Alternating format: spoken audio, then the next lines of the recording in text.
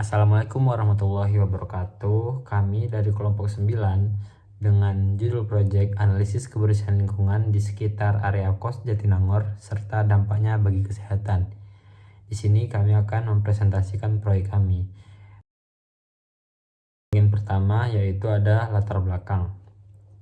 Kebersihan lingkungan memiliki peran dalam menjaga kesehatan masyarakat, terutama di kawasan padat dan perkuliahan seperti di Jatinangor yang menjadi pusat para aktivitas para mahasiswa. Area kos yang dihuni banyak mahasiswa sering menghadapi beberapa masalah seperti penumpukan sampah, saluran air yang tersumbat, serta pengelolaan limbah yang kurang optimal.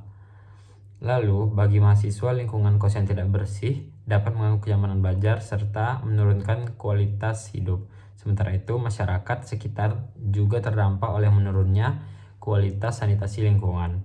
Oleh karena itu, diperlukan analisis kebersihan lingkungan di sekitar area kos Jatinangor untuk memahami kondisi sebenarnya dan dampaknya terhadap kesehatan masyarakat dan mahasiswa, serta mendorong perbaikan lingkungan ke arah yang lebih nyaman.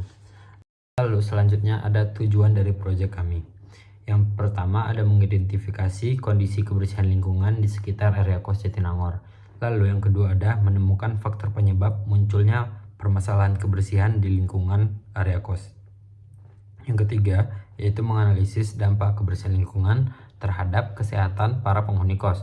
Dan yang terakhir yaitu memberikan rekomendasi tindakan atau saran yang dapat meningkatkan kebersihan dan kesehatan lingkungan hunian.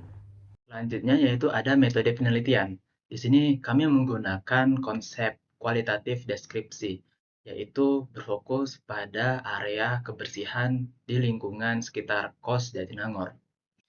Hasil dari data itu kami dapatkan dari wawancara dan observasi kami terhadap kondisi tersebut.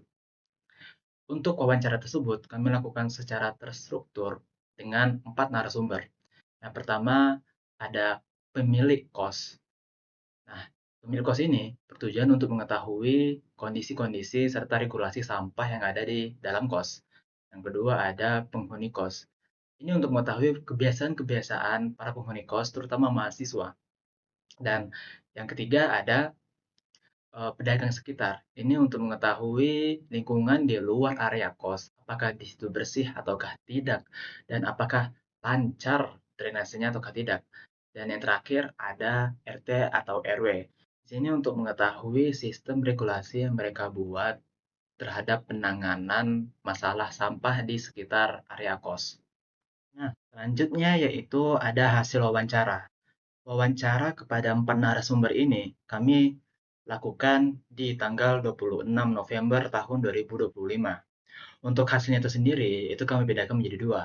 Karena terdapat dua perbedaan atau dua selisih pendapat antara kebersihan lingkungan kos Jatinangor. Yang pihak pertama yaitu ada di RT dan pemilik kos.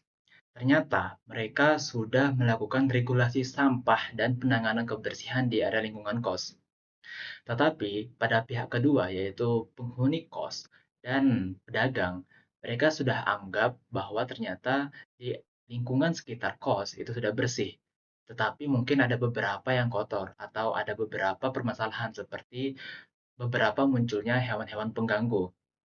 Ternyata di sini kami dapati bahwa terdapat perbedaan atau selisih antara dua pihak dan ternyata masih ada antara ketidakselarasan antara pelaku dan penghuni dalam menjaga lingkungan di area sekitar kos. Selanjutnya adalah pembahasan data dari hasil proyek kami. Jadi pada pembahasan data ini kami memiliki hasil observasi sebagai berikut. Terdapat dua foto yang menunjukkan lokasi kotor dan tercemar di Jatinangor. Foto pertama adalah foto tumpukan sampah di Gapura Kampung Gelis yang memang belum diambil berhari-hari oleh pihak TPS, dan yang kedua adalah foto drainase dan sekitarnya yang kotor serta terdapat tikus atau hewan pengganggu yang berlokasi di Jalan Raya Jatinangor. Jadi berdasarkan hasil observasi kami dengan mewawancarai narasumber-narasumber sebelumnya, sebenarnya tempat sampah telah disediakan, pembersihan rutin dilakukan, dan aturan lingkungan sudah diterapkan. Namun kondisi di lapangan belum sepenuhnya bersih. Dan berikut adalah kendala-kendala yang menyebabkan penumpukan sampah, drainase tersumbat, dan keberadaan hewan pengganggu. Yang pertama, ada perilaku penghuni yang kurang disiplin menjaga kebersihan. Kemudian yang kedua, ada drainase yang infrastrukturnya itu tidak berfungsi. Dan yang ketiga, ada aktivitas dan penghuni yang padat, mengingat banyaknya penghuni di sekitar Jatinangor yang memang bukan hanya warga lokal saja, maka perilaku masyarakat itu sulit dikendalikan. Kemudian yang terakhir ada jadwal pengambilan sampah TPS yang tidak teratur. Berdasarkan hasil wawancara dari Pak RT, pengambilan sampah dari pihak TPS itu 2 kali dalam seminggu. Jadi penumpukan sampah setiap hari itu selalu terjadi. Selanjutnya, untuk dampak dari kendala-kendala ini, yang pertama adalah munculnya hewan-hewan pengganggu, yang kedua, muncul bau tidak sedap yang mengganggu aktivitas di sekitar lokasi, dan yang ketiga, meningkatkan potensi munculnya penyakit. Untuk menanggulangi masalah kebersihan ini, salah satu dari solusi dan sarannya adalah adanya sosialisasi untuk meningkatkan kesadaran dan kedisiplinan dalam menjaga kebersihan dan juga menambah pengawasan atau pemberian aturan dan sanksi yang memberikan efek jera jika dilanggar. Yang terakhir ialah kesimpulan. Kesimpulan dari hasil analisis kami ialah bahwa kebersihan lingkungan Kos Jatinangor masih belum bisa disebut optimal. Bisa dilihat dari sampah yang menumpuk, drainase yang masih kurang, dan juga kemunculan hewan-hewan pengganggu. Meskipun pengelola RT dan juga beberapa masyarakat sekitar sudah berupaya untuk menanggulangi ini, masih ada beberapa faktor seperti infrastruktur yang kurang memadai dan kurangnya kesadaran masyarakat yang akhirnya memunculkan masalah kebersihan ini, di mana masalah kebersihan ini dapat memunculkan penyakit dan ketidaknyamanan warga sekitar serta penghuni kos.